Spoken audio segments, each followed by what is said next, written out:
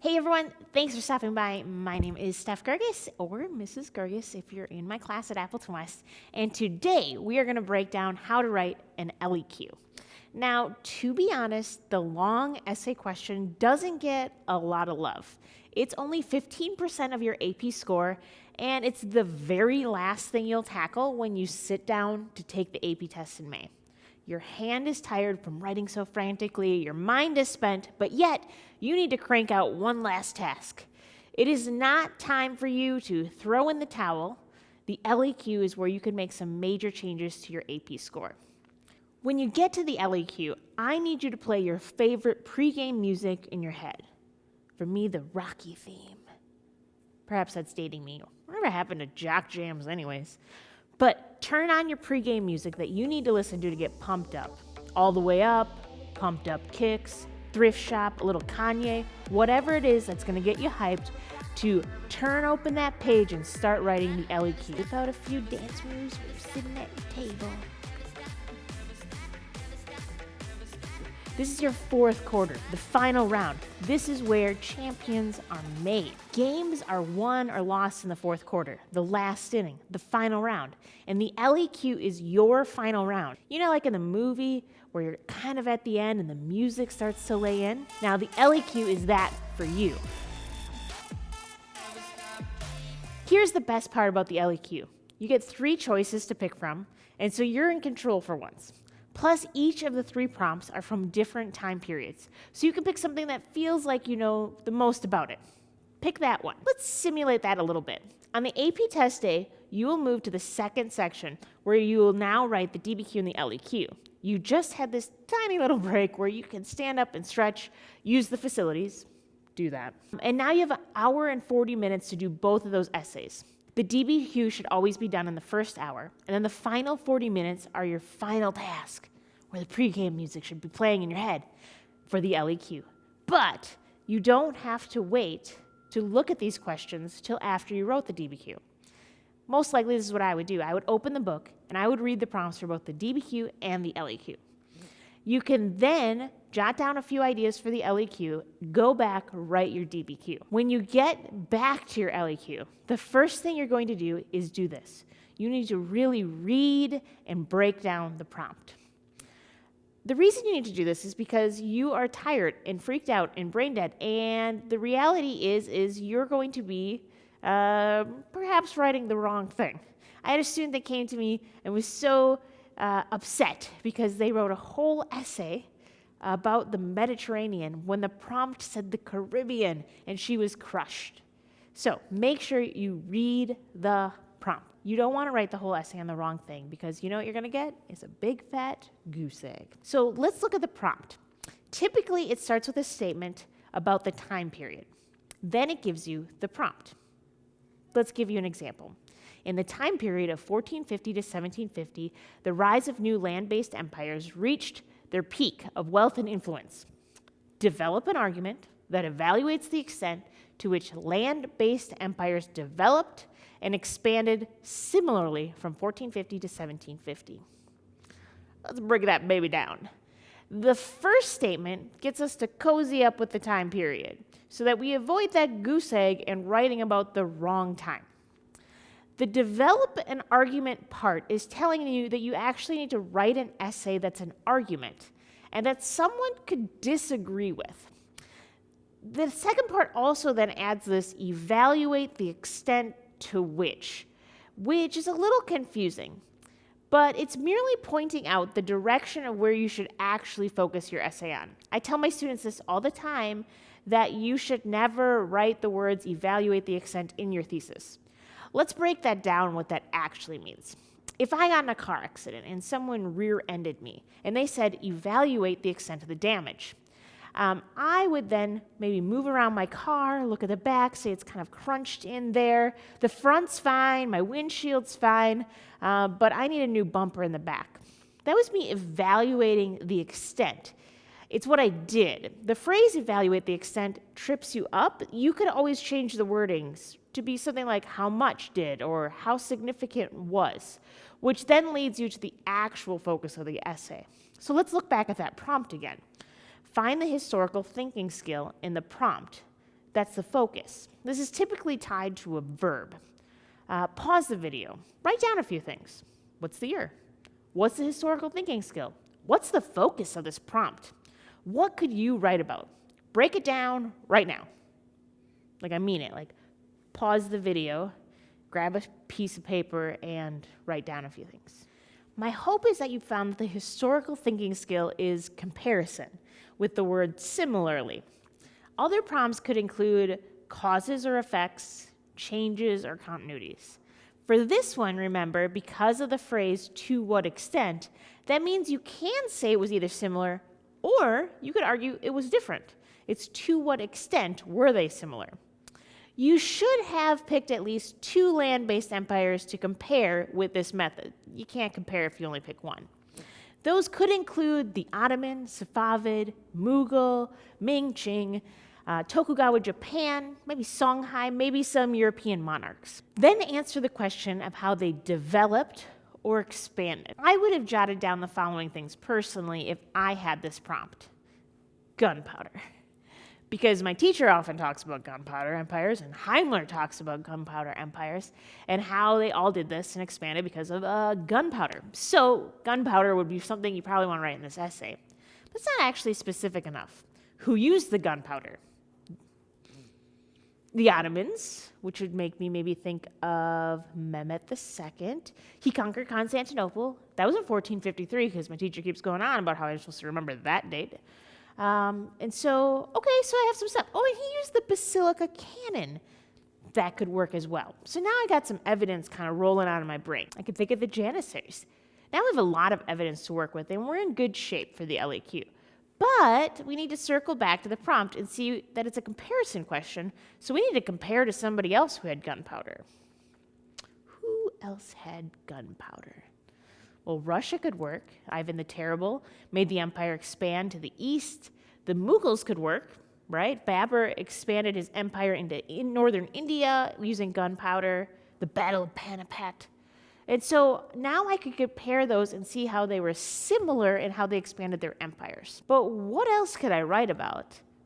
Well, I remember that the Safavid Empire also used an elite fighting force called the Ghulams, so perhaps I could make that comparison to the Janissaries. Jackpot! Now we have something to write about. But now we need to create our argument into what we call a thesis statement. Your thesis should include your comparisons. It'd be something that you could defend or something that someone else could argue with. While SAQs, where you just kind of simply reword the prompt and answer it, the LEQ thesis needs a little more love than that. This is where you combine those arguments and create 1 to 2 sentences that compare the 2 specific empires or more that you are talking about and you created in your argument. Your ability to create this thesis statement will earn you 1 of the 6 points on the LEQ. So here's an example of a thesis statement that you could use for this prompt. While the Ottoman and Mughal empires were similar in that they expanded their empires due to their use of gunpowder, the Ottomans, along with the Safavid Empire, were also successful due to their elite fighting forces. Point. Check. Now, before you jump into writing, there is one more point you can earn in that opening paragraph. It's called contextualization. Contextualization is simply, how did we get here? How did we get to these land-based empires emerging and then expanding? It's really kind of this big picture. It's the ability to fill in the global backstory to make sense of the current story that we are looking at. This is more than just background like you may have done in English class. It's kind of more thematic and big picture. It's not just flowing like, well, what did the Ottoman, Safavid, and Mughal empires, what were they like? It's more. And so you want to write 3 to 5 sentences about the broader historical context relevant to your prompt, relevant to your argument. A good idea is to go back 50 to 100 years and start there. So what's going on in this region of these land-based empires before they emerged? The Mongols. And since gunpowder is a major part of your essay, how did that gunpowder get to that area? Last unit, we talked about trade routes. And now we're on to something. Both of these would be great topics to explain in a 3 to 5 sentence contextualization to set up your thesis. Like this. In the period of 1450 to 1750, major land-based empires emerged after the collapse of the Mongolian Khanates, which will remain the largest contiguous land-based empire in history. The Mongols ushered in a time of increased trade as they connected Asia with the Silk Road network. While goods and religions spread along the trade route, technologies like gunpowder also diffused to new areas. 3 sentences? Check. 1 more point for contextualization. Since you only have 6 points to earn on the LEQ, we just wiped up 2 in the first paragraph, which is pretty efficient. Now drop your thesis in after your context and we have a lovely first paragraph. You can pause this video and reread it if you want to in the description below. Now we get to the business of those final 4 available LEQ points. What are those points? Well, they fall into 2 categories. One of those categories is evidence, which is worth 2 points, and the other is analysis and reasoning, which is also worth 2 points. So let's just talk evidence first. You get 1 point for merely providing specific examples of evidence relevant to the topic that's listed in the prompt. So mentioning Mehmed and how they conquered Constantinople, there's a solid piece of evidence. Now it's plural, so you'd want to make sure that you include at least 2 pieces of evidence. And that kind of feels like a low bar that sometimes the College Board kind of moves on you depending on what that was. And so sometimes it's much higher. My best advice is giving 2 pieces of evidence for every part of the claim in your thesis.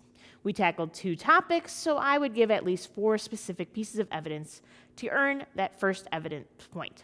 The second evidence point is how you use that evidence to prove your argument. In this case, it's proving that they indeed expanded due to gunpowder. It's based on your ability to explain how the evidence proves your point.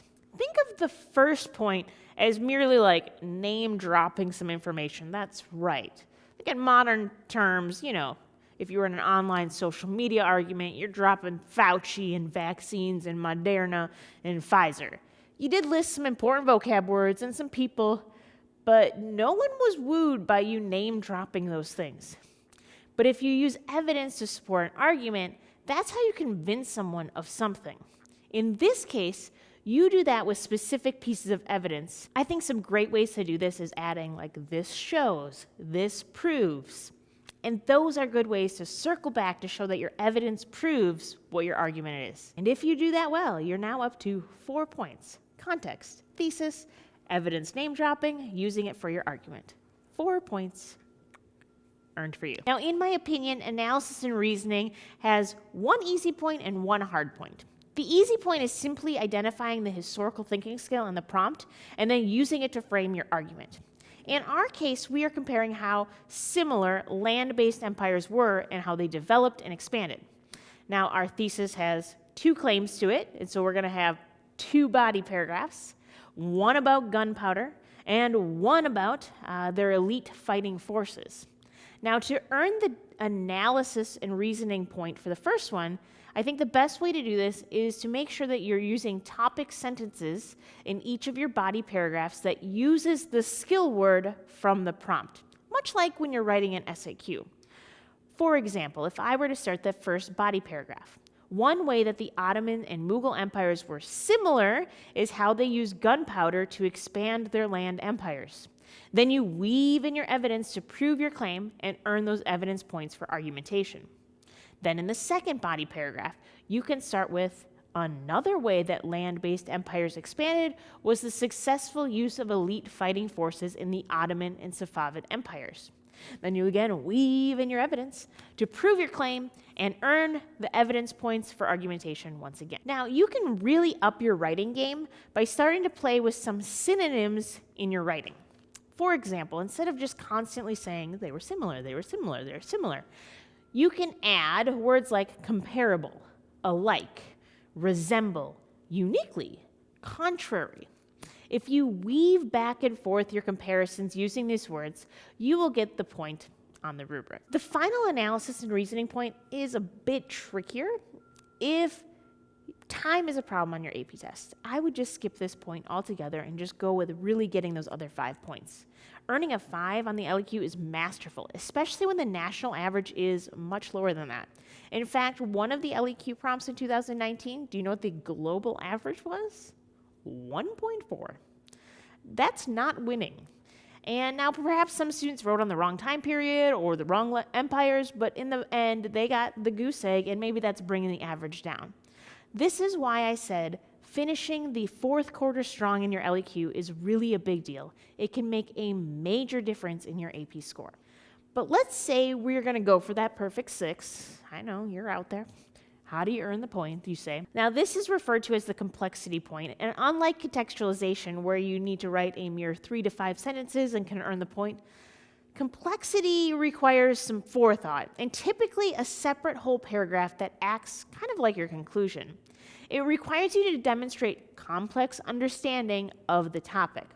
Now, the 2 most frequent and probably successful ways that you could earn this little point is to create a counter-argument and include that in your thesis and prove it in your conclusion. The other way is to extend your argument beyond the time period and compare similar topics maybe in the future or before the time frame. Let me explain that. Let's say for this essay, we rewrote our thesis with a counter-argument that could serve as a setup to our complexity point. While the Ottoman and Mughal empires were similar and they expanded due to their use of gunpowder, the Ottomans and the Safavid Empire were also successful because of their elite fighting forces. Despite this, Europeans may not have invented gunpowder, but their eventual use of gunpowder was more significant in expanding them into maritime empires compared to the land-based empires. Notice, you could disagree with that argument, but it sets up this other kind of line of thinking that doesn't answer the prompt directly, and it offers that difference. This would then result in a body paragraph about European maritime empires and could maybe earn you that 6 point. It gets at nuance of gunpowder and adds this difference and uses empires outside of the prompt, but yet was still within the time period. Or you could simply extend your argument to another time period. Let's say you wanted to discuss elite fighting forces before or after 1750. Maybe you could compare how other technologies made armies stronger, like the Greeks' use of Greek fire and their naval power in the classical era, or maybe the modernization efforts of the Maxim machine gun, which was used in World War I, or nuclear weapons in World War II.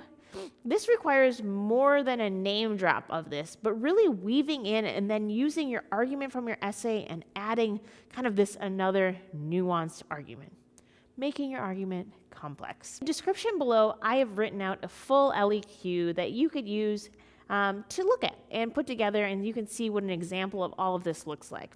Notice, it's not terribly long, the entire LEQ essay.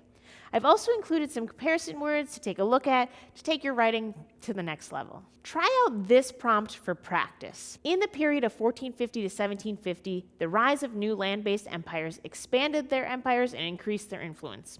Develop an argument that evaluates the extent that empires similarly used a variety of methods to legitimize and consolidate their power from 1450 to 1750. I want you to sit down and write the whole LEQ. Sorry, students from my own class, you're actually doing this as homework. But then I'm going to publish a new video in the coming weeks to show you how you should have done it and what you could have done. Be sure to subscribe, hit that bell so you get alerted when that happens. Good job investing time to learn about the LEQ. We'll see you next time. Whip out a few dance moves when you're sitting at your table.